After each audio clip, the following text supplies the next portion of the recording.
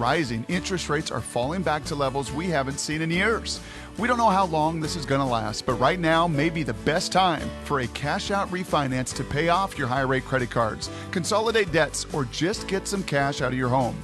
Also, ask Tila about timing your closing date so you can potentially skip 2 mortgage payments this summer. So stop stressing and get moving. Call Tila Mortgage today. They do purchase, refinance, and reverse mortgages too.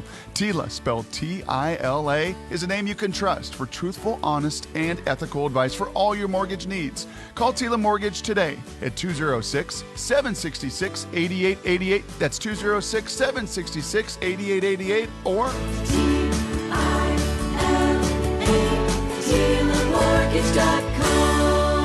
Powered by Hometown Lenders, NMLS 65084. Did everyone agree with you?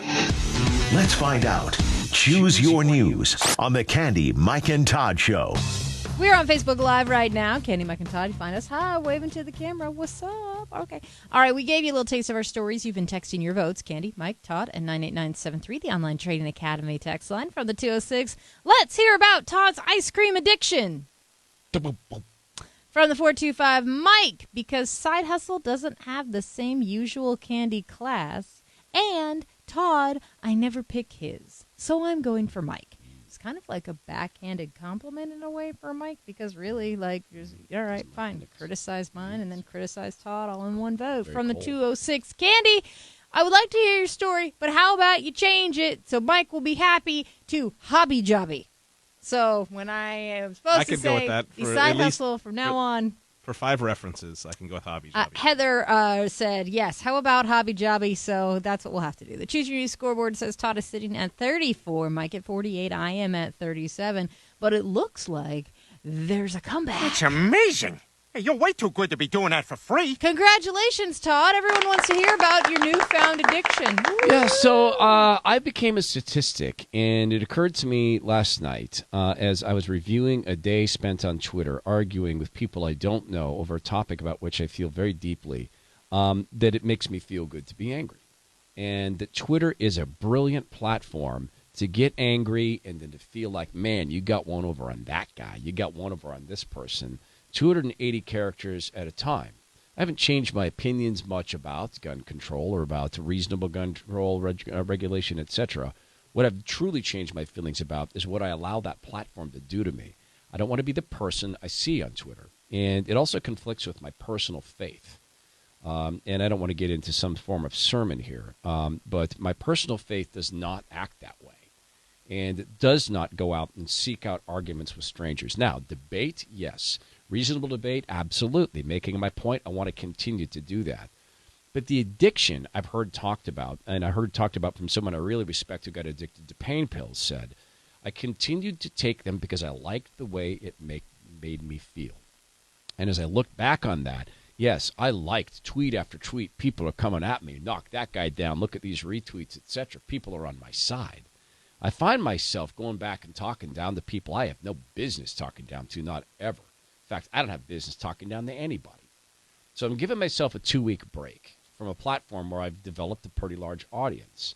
It's helpful when you're in the media business to have that. But I've determined that my soul and my pride in who I am and who I want to be and my faith is worth a hell of a lot more than building Twitter's anger platform for them. So now, I may not be back. Can I ask a question about when you did this? So somebody commented to you about something.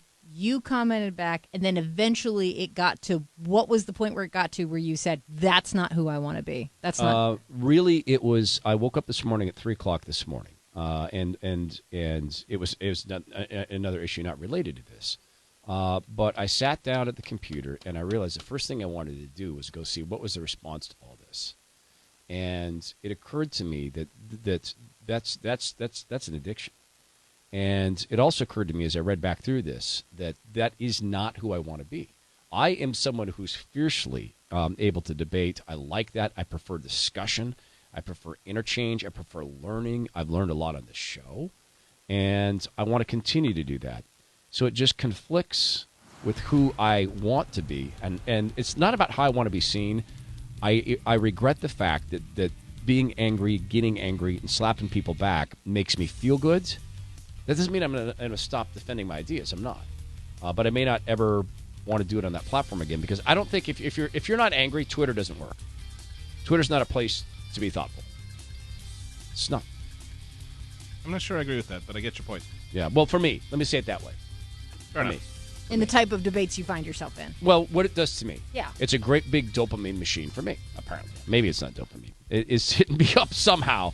All right, we come back on the Candy, Mike, and Todd show. He is the co-editor of BoingBoing.com, one of the major tech blogs. Huge news, in my judgment, about this secret Amazon deal with the police and the Ring doorbells.